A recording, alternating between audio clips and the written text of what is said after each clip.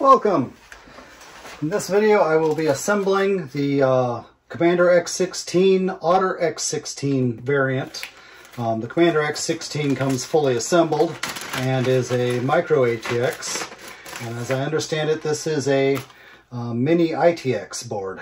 In fact, I think these sides come off. Yeah. So it's even smaller than that. Now we're down to the minimum size. Anyways, this is the Otter X16. I'm going to show you how to solder this one together. The great thing about this is you do get to solder it together. Don't do this if you've got no soldering experience. This should not be your first project. But if you've soldered before and you feel comfortable, this is a great, yeah, I mean, you got some pride saying, hey, I assembled this. First thing you're going to need is good soldering iron. This, I will have the link for some of this stuff in the description. This is a Pinecil, P-I-N-E-C-I-L. So like pencil, but pine. Anyways, it's a USB-C powered, and it's got a barrel jack, so you can do a barrel jack power it. And it's fully electronic, and the great thing is you put it in your stand, and it goes to sleep and cools down. And if you leave it there too long, it just shuts itself off. I can't tell you how many tips I've ruined by walking away and leaving my iron on in the past. And also the tips on here are interchangeable. So as easy as that, changing the tips. So this is a fairly large wedge, see, compared to my fingertip. This is great when you're doing something big or on a ground plane. Or a power plane, where a lot of heat's going to get sucked up. That's great. Here's more of a, I think this is what it came with, was a conical tip. These aren't great for soldering electronics. It's better, very misplaced it at the moment, but I've got a smaller version of this that's a lot better. But some people like, and you know, you can buy this on Amazon, and also on Amazon, they sell alternative tips. So we've got this hooked kind, which is really good for micro soldering. Here's a sharper conical one. Here's just kind of a strange wedge one. Another cone. This one is a very sharp cone. The problem with these fine cones, you think, oh, I can get into really tiny places. They've got no thermal mass. So here's a knife type one. And here's a bigger knife type one. I don't like soldering with knives, but some people do. I see it on other videos. Next up, you need good solder. The biggest mistake a lot of people who've never soldered electronics before is they don't get the flux core solder. You have to have flux core solder. Yeah, you can add flux to it, but if the solder doesn't have flux core, you're just going to be in a world of hurt, and your solder's going to be awful. This green roll is lead-free. You can use this. This is great. It's just you need a higher skill level with this stuff and a lot higher temperature. This is the good old-fashioned leaded. This is a 6337, so 63% tin, 37% lead. A lot of them you'll find 6040. That's good enough, but 6337 is the proper alloy, so it will flow better. I've done both on my boards recently, and I'm going to do lead on this one. You need something to clean your tip. A lot of people get the sponge and use the sponge and moisten it and wipe the tip. That's fine. I like this because it doesn't suck the heat out of the tip. And, you know, I've been using this for 10 years and it hasn't worn out. It is a bit grungy. When you get brand new dip chips like this, I showed this in my last video if you might have watched that, but the legs on these dip chips are splayed outward. Here, let me see how they're splayed outward. This is something I 3D printed. In fact, I did it on a resin printer, but a normal printer would do even better. So just see how that fell down the hole. Now the legs are not splayed out anymore. See, they're perfectly square. Now they'll go into the holes just fine. When they're splayed out, you can't get them into the holes of a socket or into the holes of a circuit board at all. So, very important that you have one of these. The alternative is to take the chip and then like rock it on your desk and try and force the pins down. It works, but it's a pain. You gotta print both sizes. I'll have the link to the STL files for these. They're really basic.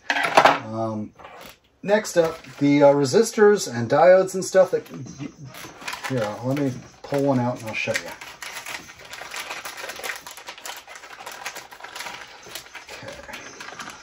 One of these.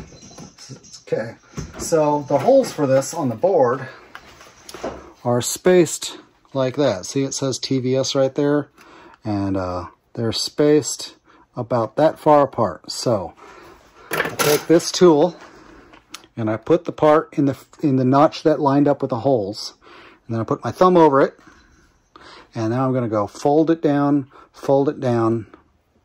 like that. See, it's nice and square now, and I pull it off. See how perfectly formed that is? If you try to do that by hand, you tend to get rounded corners and not square corners. I've done thousands by hand, but if you do it this way. So then it goes into the board, and oh, it's even narrower than my tool did. Oh, there. Anyways, it fit in there, and that's how that turned out. So I'll have the STLs for this as well. I have a slightly bigger version, but I haven't really used this for anything, so I won't recommend printing the bigger one. Just print the narrow one. So this is a flush cut pliers. You'll get these with 3D printers pretty commonly, but yeah, you just want to cut these flush with the board, and it's pretty simple, not much. So next, let's go over. It comes with a bill of materials. This is what I'm going to use to figure out what goes where. Rather than trying to read the resistor codes, I'm probably going to use my meter to identify what resistors what. I mean, I've got a chart somewhere around here I could decode them, but I don't want to. Here's the Vera, and here's a couple other chips that go on the board. This big box of chips, got the processor and the CIAs or VIAs or whatever they are, a couple of sockets. A lot of these chips, I picked this up locally from Joe that actually designed this board, and he talked me over a few things. He was saying that you don't want to put these chips in sockets because the memory expansion won't clear in that case. So those will go straight on the board. These chips shouldn't need to be changed. It's like the processor and the ROM and stuff that you might want to change. So those good to put those in chips, in sockets. So I'll start assembling this here shortly. I have not gone over these parts. I'm not familiar with this, so I might take slightly longer. My USB-C soldering iron. I use a laptop power supply to run it. It's a USB-C laptop power supply. Turn it on and it'll start heating up. You want to, if you're using lead, you want to run your iron 350 Celsius, maybe 375 Celsius. If you're running, if you're doing lead free, you're going to have to run about 420 Celsius. So a lot higher temperature for this stuff. And that also means that when you encounter a ground plane, it's going to be that much harder to get the solder to flow into it, because you got to get that ground plane hot enough. Okay, TVS. Not familiar with TVS diodes, but it does have a stripe, and I'm just going to assume it's the writing. Ferrite beads, 390 resistance, 100 resistance. Okay, cool. So I'm just going to do the TVS's because that's what I started on. So my iron's up to temperature. This particular pine cell heats up so fast. I think Adrian and Adrian's Digital Basement clued me into these. Okay, you put the tip of the iron. Here, let me show you what I'm doing here. You put the tip of the iron right up like that. See? And then you put a dab of iron of solder. You know, let me get this on camera. Put a dab of solder right there, and then you flow some more in after you've seen it melt. See? And that's all there is to it. I held it on there a lot longer than I ever would normally, so that I could get it on film. But yeah.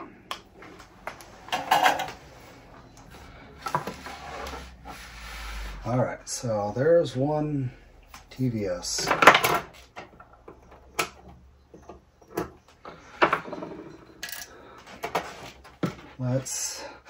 Yeah, ideally you would take all of these and run them all through the tool first. But I'm gonna do them a little bit slower.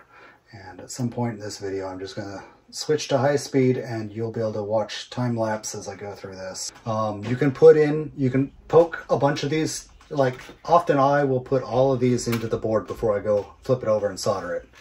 You want to do the shortest components first, so I really should have started with resistors or actually these 2N148 diodes, 4148. Should have put those in first, then gone to the resistors, and finally these TVSs. But I'm gonna fold the leads, so it doesn't really matter. Okay, I've got TVSs here and there. Yeah, they got these really close. My tool might not even be good enough for this, but I can get them through. D1, okay, it says there were 15, so 1, 2, 3, 4, 5, 6, 7, 8, 9, 10, 11, 12, 13, 14, 15. Okay, so I did get one spare, because it says there's 15 and I've got 15 installed. D2, Schottky diode. So one of these is just a Schottky diode. Yep, this was labeled TVS only, so this was only TVS's. Where is, oh, there it is. Oh, there it is. D2. Okay, so I'll take my tool, and yeah, that's really narrow as well. Pro tip, don't do this over carpet, so you're not dropping this stuff into the carpet when you inevitably drop it on the floor. Do it on a hard floor, and you can find your parts easier. All right. D2. Okay, there's D2. Let's go ahead and solder what I've got on there right now before I get too much farther down the road. So my iron is warming up now. Cool.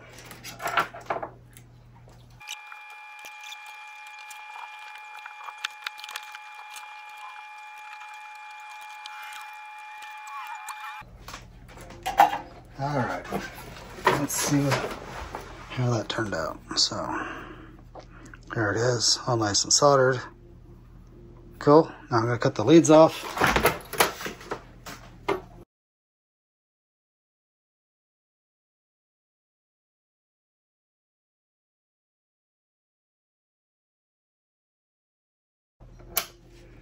All right, there's TVS and that Schottky diode. And I'm going to move down to D3, so it's going to be the 4.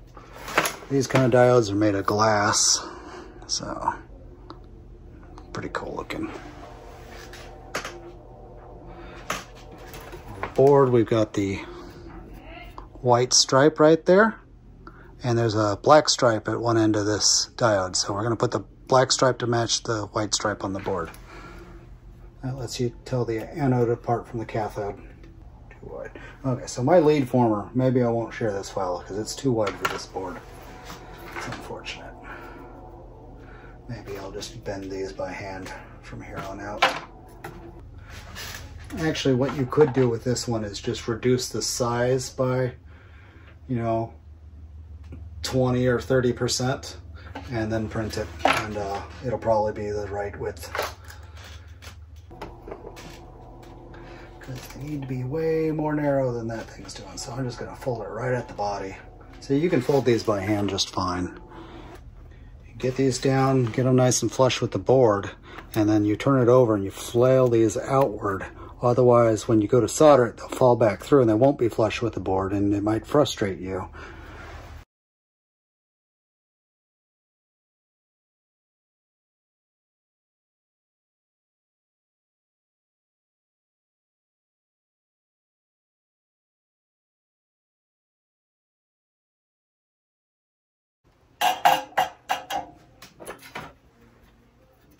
think this is mini ITX. I mean, he's got buttons on here, so this won't work in a standard case with those buttons inside the case. So I might be mistaken about this one being MicroITX or mini ITX, whatever it is.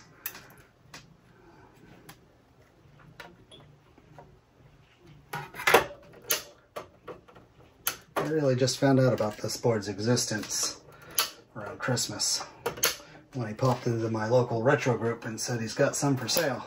I was like, ooh, what's that? I'd never heard of this before that. And perhaps you haven't heard of it before either, but this is a legitimate alternative layout to the Commander X16. It's done by one of the major developers, contributors to the Commander X16 project.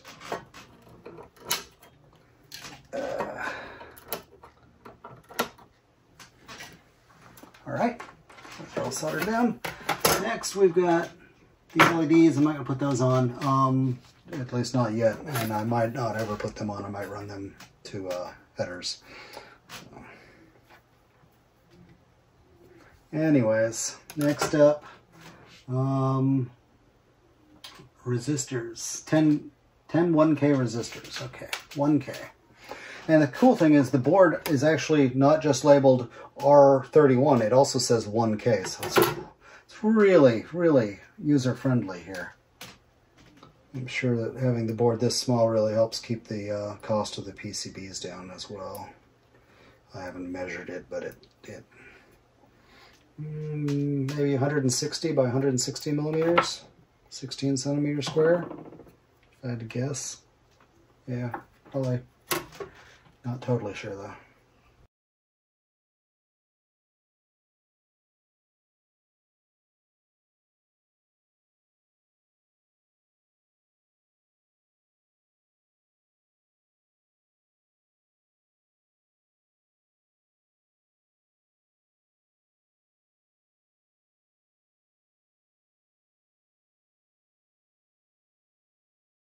So resistor networks. The thing about resistor networks is they got a common lead, and then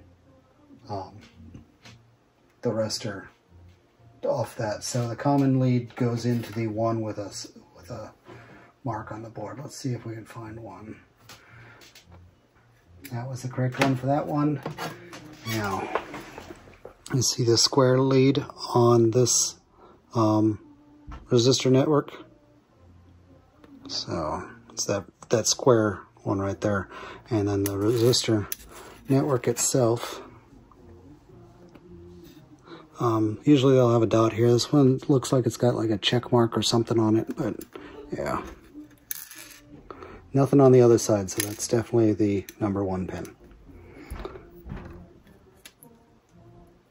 So there's that one. And then these you're going to want to flare the. There we go. Flare the legs out just a little bit. Let's see if I can get that to focus so that they don't fall back through. Because if these fall on the floor, you're going to have a heck of a time finding them too. Okay, next resistor network. Okay, there's 2. Okay, here's a really long one. See, this one's got a much more clear dot on it. See that dot? Yeah, that's much more clear. And just make sure you get that in the correct hole, because if you put these resistor networks on backwards, they're not going to work at all. They'll do bad things. Okay, resistor network right next to it. That's okay. Yeah, this one's got a proper dot on it. A slightly longer one. See the dot before the A? This is number 1 end. And there's the square. See how this one's in? There's going to be this one right next to it. There we go. I really like how the resistor networks are all different lengths for each value, so you can't put them in the wrong spot. Alright, now I just got to solder the resistor networks down.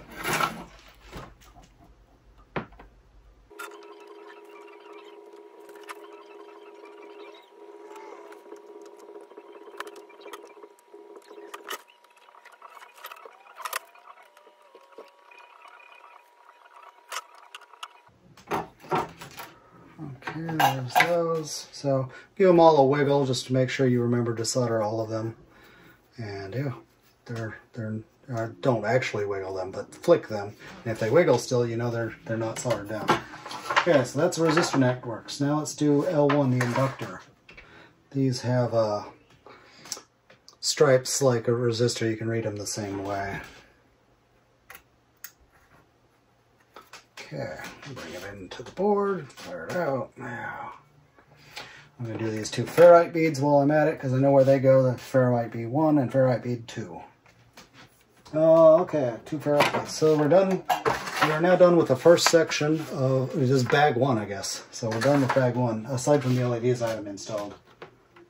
I guess I should install those. Oh no, they're a little tall. I'm going to do them later. So yeah, you stuff a few components, you solder a few components. That way you don't forget any joints. These resistor networks are just long enough I want to trim the leads, but they're going to shoot across the room when I do it. Next up, bag 2, capacitors. Yeah, these are pretty small.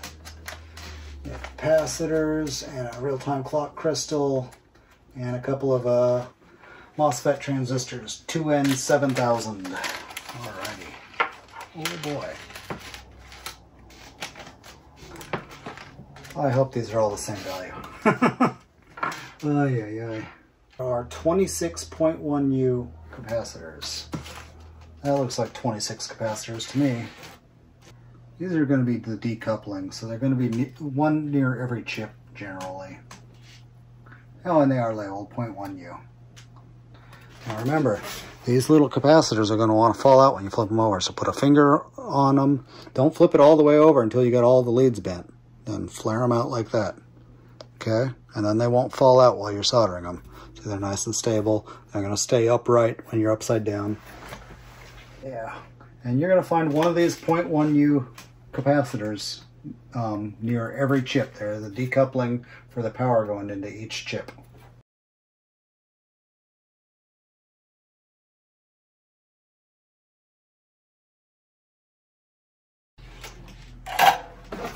All right, all those orange capacitors you see are now soldered on. Tip is to shake the board when you're done and make sure none of them are wiggling, and then you know you've got them all soldered.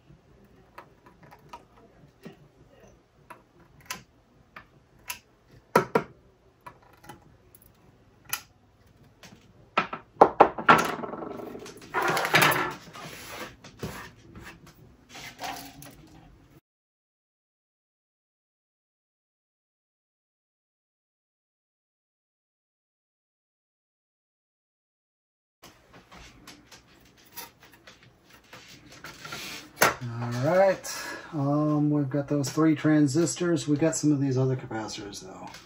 Electrolytic capacitor, there are 4 of them it says. 4 electrolytics, 51, 52, 53, and 57.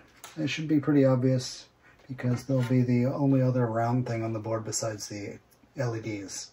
You'll see a square. See, one hole has square and one hole is round. Or at least this the solder mask, or yeah, the via is square on the right, lower one.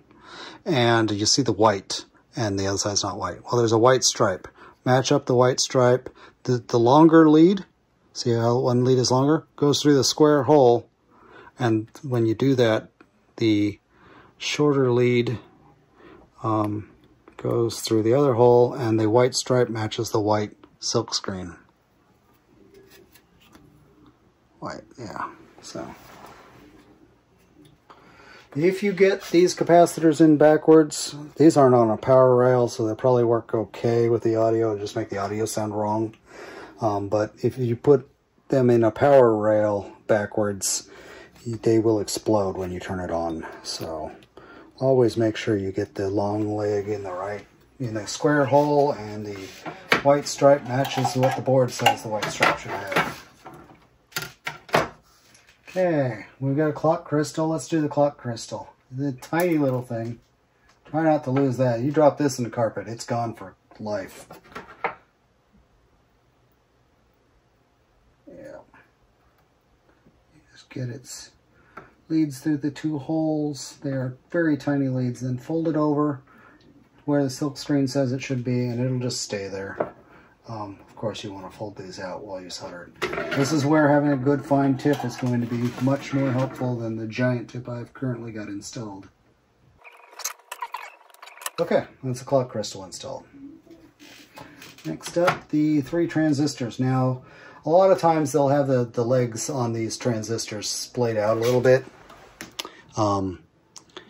But this board doesn't, they didn't use those footprints. So these are going to be fairly difficult to solder, but it's not impossible. I used to work on a fuel injection unit called a Mega Squirt, and it had the same lead spacing, and those were soldered together by grease monkeys. So if a grease monkey can solder these things on, so can electronics geeks. You can do it. Just take your time. So get all 3, spread them out. That'll definitely help you with soldering. If I had my finer tip, this is definitely a time when I would be using it. But I'm going to do it the hard way for you guys.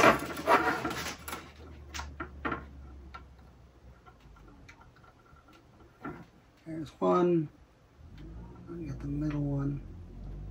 And then I got the other one.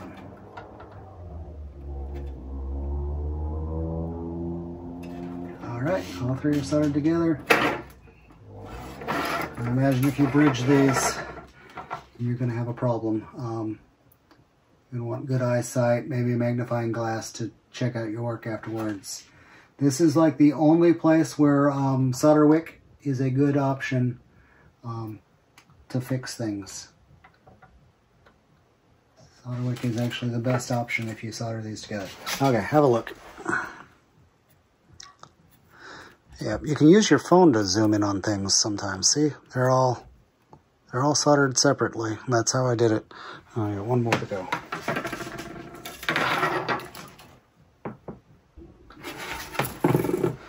Yeah, if I can solder that with a head this big, you guys can do it. I mean, this head is as big as those 3 leads, and I still pulled it off because it does have a tip, and you just use that. I would suggest using a finer tip, but maybe your place isn't as messy as I've made my setup. I've been soldering together a lot of boards over the past few days. Last couple of weeks, actually.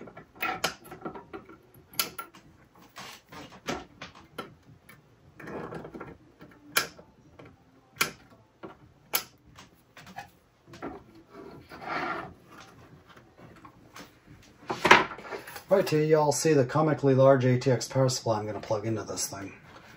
At least for testing and stuff.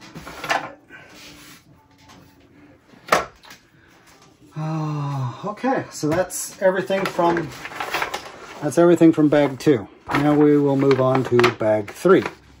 So bag 3 has the bigger stuff. Let me put the the diodes on while I'm here. You know what? Somewhere in my drawer of junk, I have a better set of LEDs for this.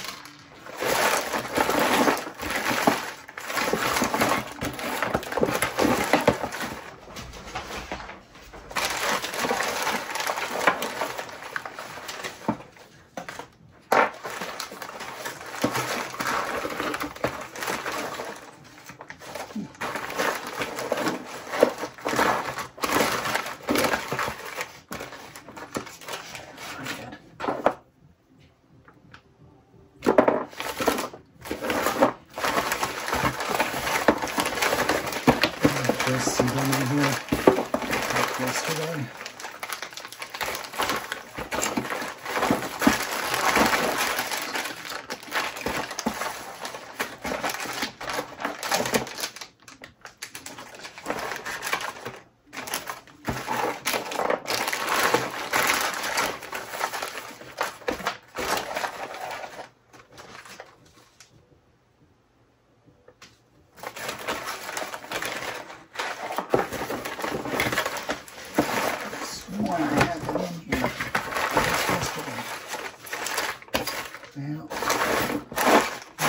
This drawer.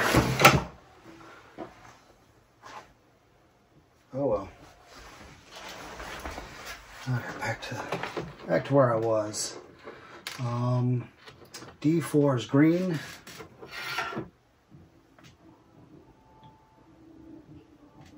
Longer lead into the square hole. D5 is yellow. Longer lead into the square hole. And D18 is red. Longer lead in the square hole. Bend these out so they don't fall out.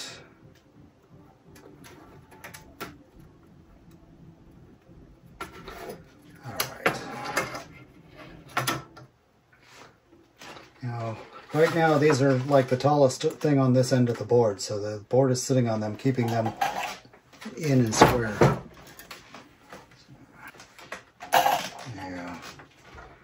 Somewhere around here I had blue LEDs I would have loved to have put in here, but I can desolder these easy enough if I find them.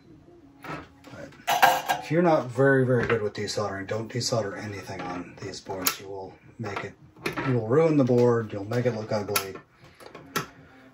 Desoldering is awful, a lot of work. Very prone to damage. Alright, so there's the 3 LEDs. But I would have preferred to have put in blue ones.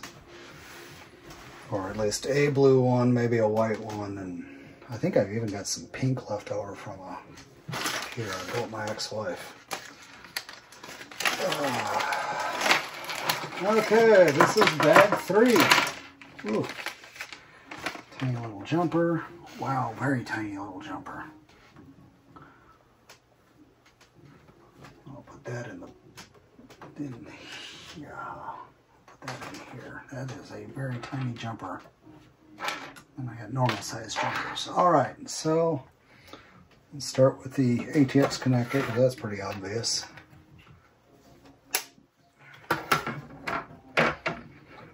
Now, you'll want to make sure that this thing is all the way in the hole. The best way to do that is press down on the board while you're soldering. And we're going to do that corner. And then make sure the solder is hardened before you let go, or it'll pull right back out before the solder is hardened. Okay. Now this is a connection where you do want a big tip, because you need all that extra heat load. Put all that heat into the giant pins. I've been following this Commander X16 project since 8-Bit Guy started it so many years ago. At least it feels like it's been many years. I want to say it's been 6 years, but maybe it's only been 4. I don't know if it was pre-COVID or not, but it's been a long time.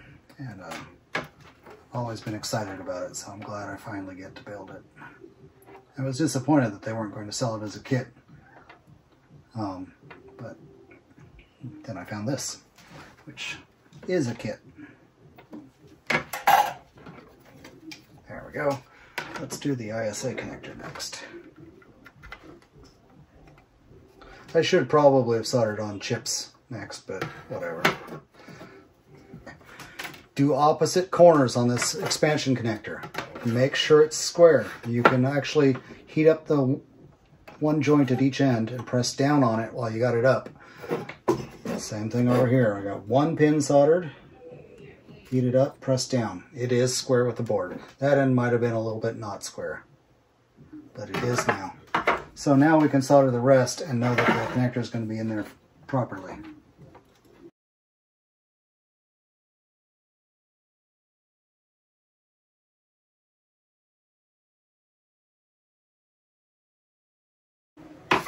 All right, there's that. Now, nice buttons for the front, I bet. Yeah, got a reset, I've got a power, and I've got a standby, I guess. Yeah, those fit pretty easily.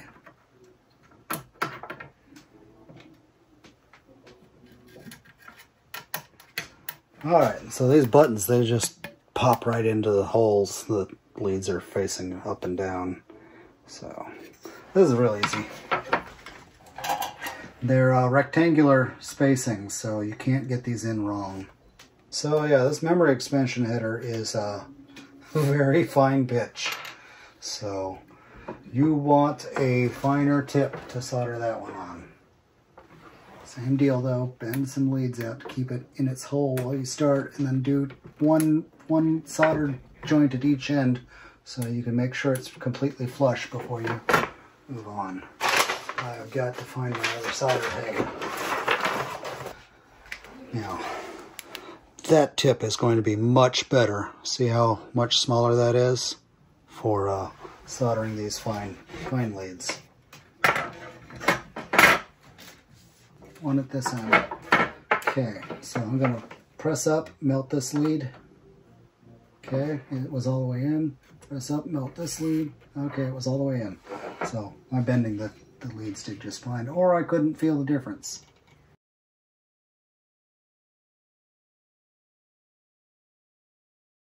So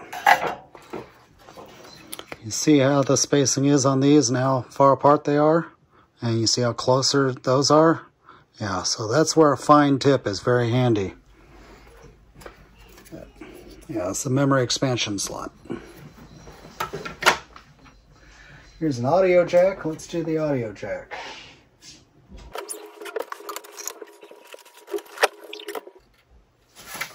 All right, there's your audio jack. It's the first port on the back of the computer we've done so far.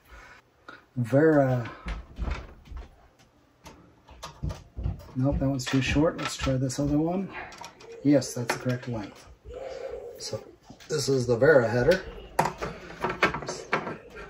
The magic part that makes this thing fantastic. I'm just finding something to put under here to hold that up while I solder it. I'm going to solder one pin and then one at this end.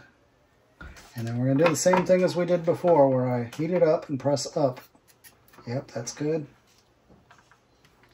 And then I heat it up and press up. Okay, now that thing is bottomed out on the board. Don't press too hard because these pins will actually slip in that little black thing sometimes. So, anyways.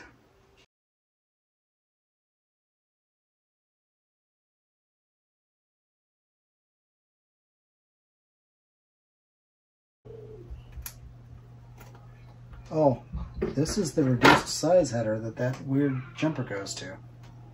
Wonder where this goes. Oh, enable, disable. Okay. External RAM. Okay.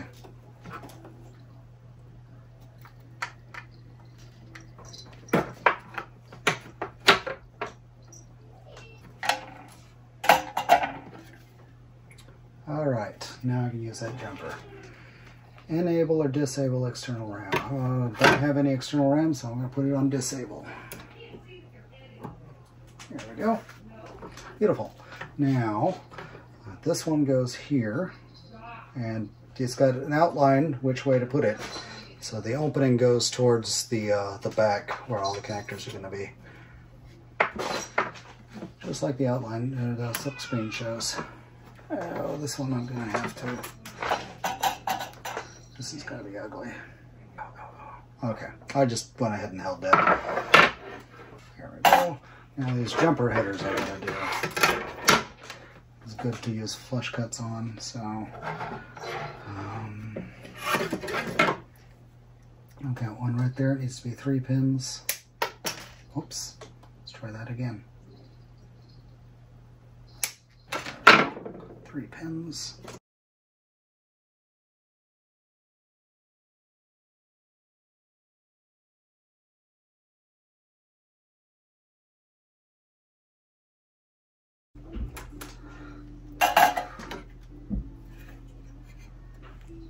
Cool. That's the IEC connector. Go ahead and do the NES connectors.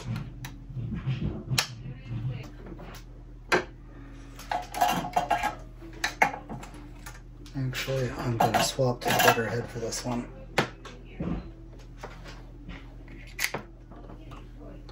There we go. That's how easy it is to swap. You can do it live while it's powered up. And boom, it's hot enough to solder.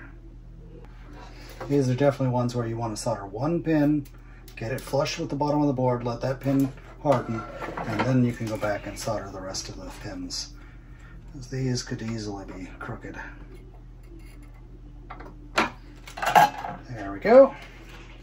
Next up, I can do this. Yeah, that's about what I gotta do.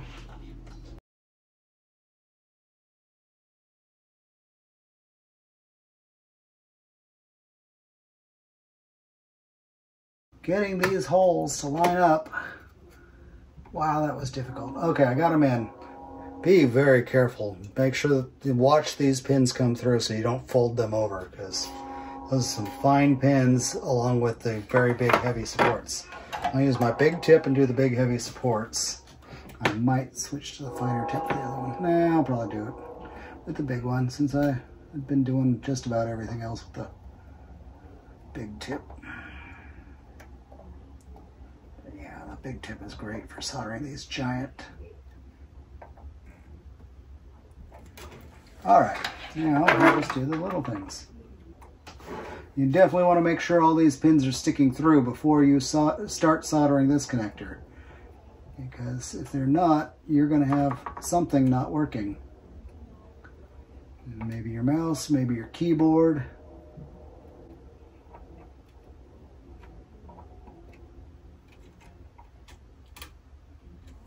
There we go. Oh, let's put this one a little bit more. There we go. Cool. All right. Now we're going to do, let's do the ZIF socket. The ZIF socket is for the flash. There!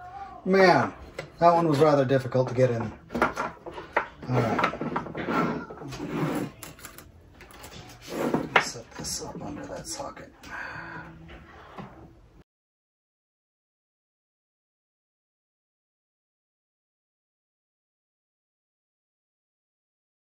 Honestly, I'm almost done. I just got to solder all the chips on. I think Joe was saying that the par on soldering these together is 3 hours. Probably somebody that's familiar with where all the parts go, but I think I'm going to get pretty close to that. Wasted a little bit of time trying to find some of the components. All right. There's that, and so that's the ZIF socket for the ROM. I believe we're going to put in a socket for the RAM.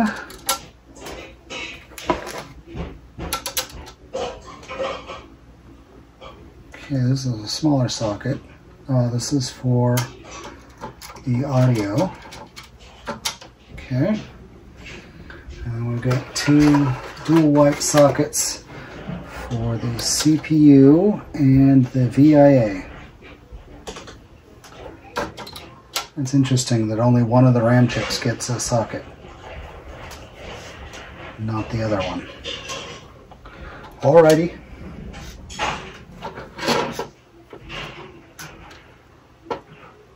I'm not going to socket the RAM since I don't have sockets for both.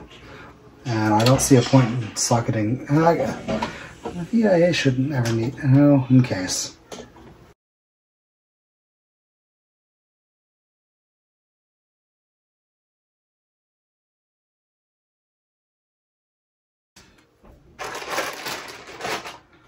And then the last socket that I plan to put in.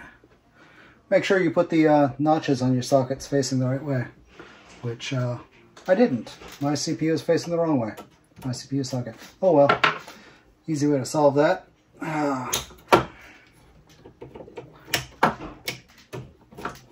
There you go. You do the same thing at the other end. Socket may be a little less stable now, but you can see what the notch is. Oh, I'm getting tired. It's late, but yeah. Make sure your notches on your sockets line up with the silk screen.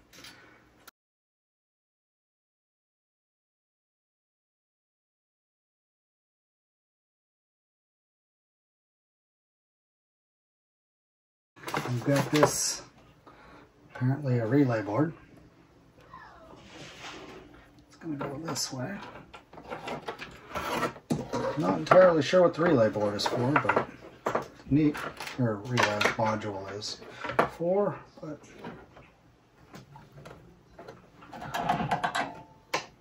looks like they got two different footprints for relays here too.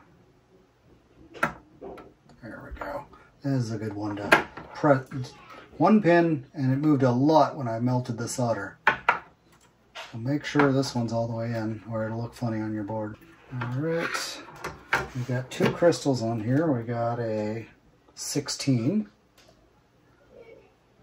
Pin 1, it's got marked, and there's a dot on this crystal, so I will make sure that gets lined up, otherwise it's not going to work properly. I've been reviewing my footage, and it looks like I ran out of memory in the camera just before I started soldering in all the chips. So that's kind of a bit of a fail. So the big thing is make sure all the notches are facing the right way. They all seem to mostly face the same way. In fact, I don't think it's just the CPU that faces the other way. And yeah, and as you can see, I only socketed the CPU, the VIA, and the ROM. Oh, and then these are the sound chips that I haven't installed yet. They're daughter boards, just like the Vera hasn't been installed yet. But yeah, when you put the chip in, just like anything else, you're gonna bend the corners. That'll keep the chip from falling out when you flip it upside down to solder it.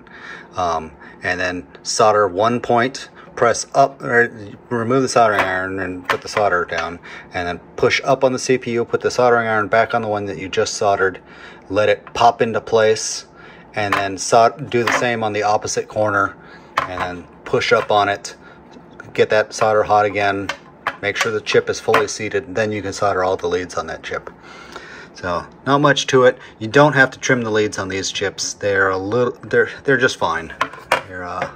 See, so don't go crazy trying to trim those, because if you ever do need to pull them out and put them in a socket, you'll want the whole lead there. All done. We got it all. Everything's on here except for the these two boards for the audio and the Vera. Everything's soldered. What I'm going to do now is take it and clean all the flux off the board in the sink with some alcohol and a toothbrush. Alright, we're going to clean the board. I'm going to start with some rubbing alcohol. Just get it all over this thing. And with a toothbrush, scrub this thing. Oliver says hi. Yeah, hi, Aunt Matt. Yeah. Oh, yeah. You come to see what we're doing? Yeah. Yeah. My mom doesn't like this smell very much. Okay. And as you can see, when the water hits it, it turns white. It's kind of annoying. So there it goes, turning white. I'll rinse this really well. It gets kind of sticky when it turns white, the water hits it. So now we're going to add a little soap. Some dish soap. And we're just going to wash one more time.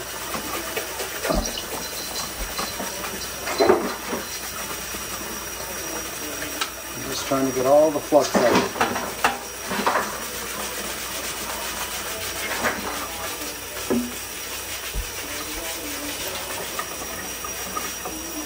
And flux can cause electrical interference between components and can be corrosive sometimes, and it just looks bad, so it's good to get it off the board before you use it. Yeah.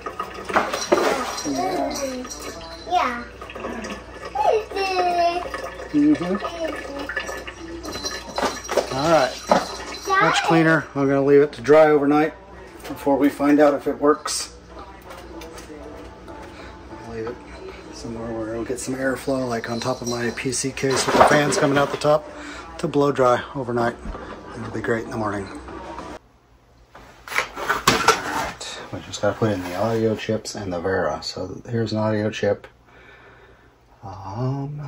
Okay, so we got a white arrow pointing at pin 1, so that'll go this direction. Well, that didn't go in smoothly, but it's in. And then this also is an audio chip. Okay, I got a square on that pin, so that must be pin 1. Really hope I got that in square. So this is the Vera with the SD card and the reader and the video output. Oh, okay. J1 is separate from the Vera slot. So this went in as a single piece, but J1 is separate from Vera. So keep an eye out for that.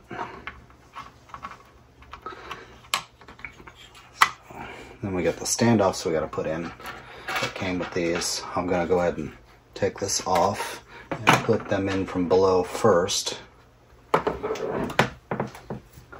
got 4 black washers. I don't know if you need those. Probably.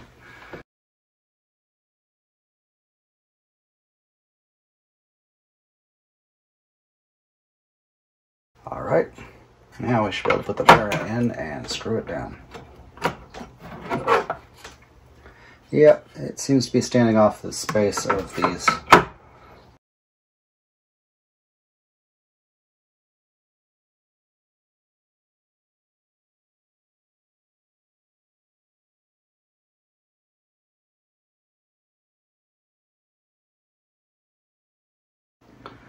Like you're doing it wrong here, let me help. Alrighty. No. No, there, little kitty cat. Come on. Stop. Why won't this go in its hole? Come on. It's like you're doing it wrong, let me do it. No. No, I'm not. No, you're not. You know what the problem is this needs a number 1 Phillips, and this is a number 2.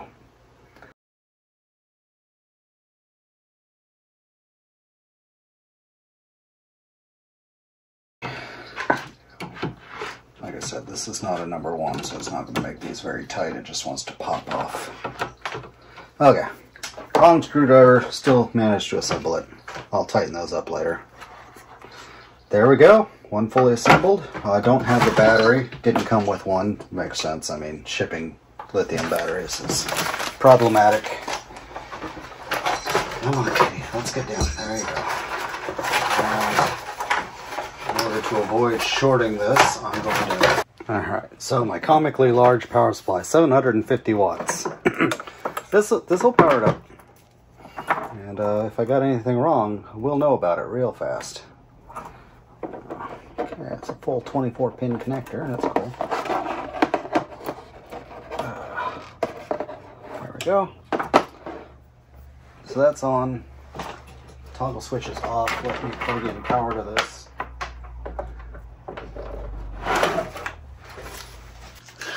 So the monitor's on. All I need to do is turn on the power supply and hit the power button, which would be right here. Did not turn on. Oh, helps if I turn on my power strip. Okay, now. Hey, dang, that was fast. None of my lights are lighting up. Did I really get those backwards? Anyways, boom. That's how fast it booted. Let's see, there's rainbow logo, or the butterfly logo. Commander X16 basic version 2, 512K high RAM, 38655 basic bytes free. ROM version R46, which is what's written on this. Sweet. Amazing. So, the lights aren't working on the board for some reason, but other than that, we're good. I must have just got them polarity reversed, which is odd because I thought I got them right. That's all there is to it. You too can do this.